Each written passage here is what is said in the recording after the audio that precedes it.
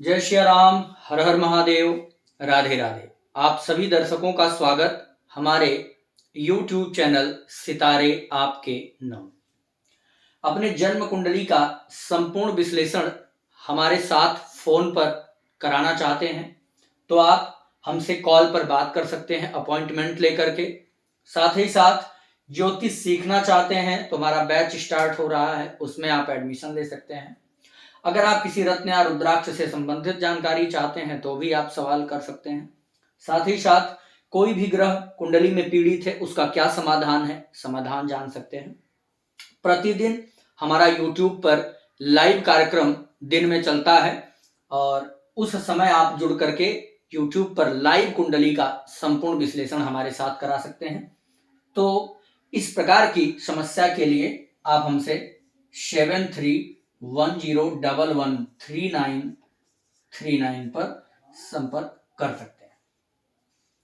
आइए हम जानते हैं कि जन्म कुंडली में किस ग्रह का किस रिश्ते से क्या संबंध है। आज तक आपने सुना होगा कि सूर्य पिता का कारक ग्रह है और चंद्रमा माता का कारक।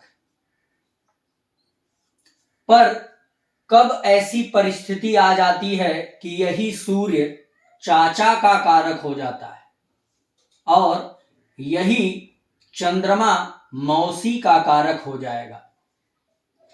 साथ ही साथ हमारे प्रिय दर्शकों, जन्म कुंडली में ऐसी कौन सी परिस्थिति आ जाएगी जब चंद्रमा माता का कारक हो गया तो वो मौसी हो गया। ऐसी कौन सी स्थिति आएगी जब शनि पिता हो जाएगा।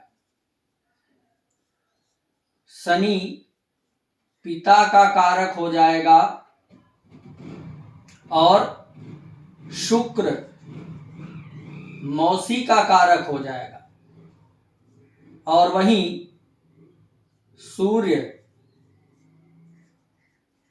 चाचा का कारक हो जाएगा। तो सूर्य कब चाचा हो जाएगा, कब पिता हो जाएगा, चंद्रमा कब मौसी और कब माता, शुक्र कब मौसी और शुक्र कब माता, यह सारी चीजें आज हम एग्जैक्ट समझने वाले हैं। इस जन्म कुंडली में मैं आपको समझाने का प्रयास करता हूं। तो प्रिय दर्शकों, बहुत सिंपल सा तरीका है, आप इसको समझ लीजिए। लेकिन यह छोटी सी जानकारी बिना जाने हुए किसी भी ज्योतिषी के पास आप गए या आज तक आपने अपनी भी जन्म कुंडली पढ़ा तो उसमें यही पाया कि सूर्य पिता का कारक है, शुक्र स्त्री का कारक है, चंद्रमा माता का कारक है। इस प्रकार से आज तक आप जानते रहे।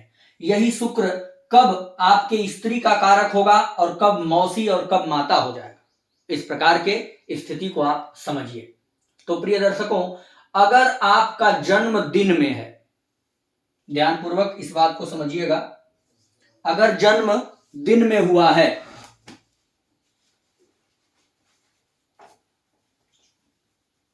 एक मिनट, यहां सूर्य हो गया। अगर आपका जन्म दिन में है, दिन में जन्म हुआ,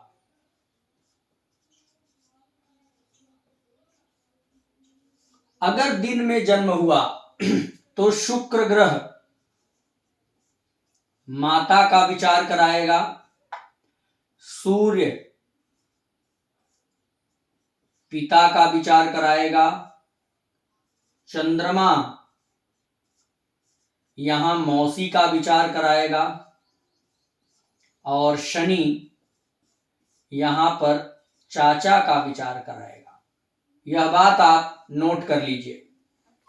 अगर दिन में जन्म हुआ तो शुक्र से माता का विचार करिए, सूर्य से पिता का विचार करिए, चंद्रमा से मौसी का विचार करिए और शनि से चाचा का विचार करिए।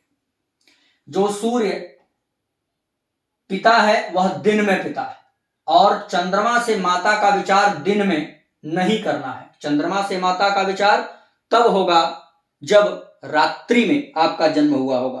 तो आइए अगला पॉइंट हम आपको बता देते हैं कि जब आपका जन्म दिन में नहीं रात में होगा।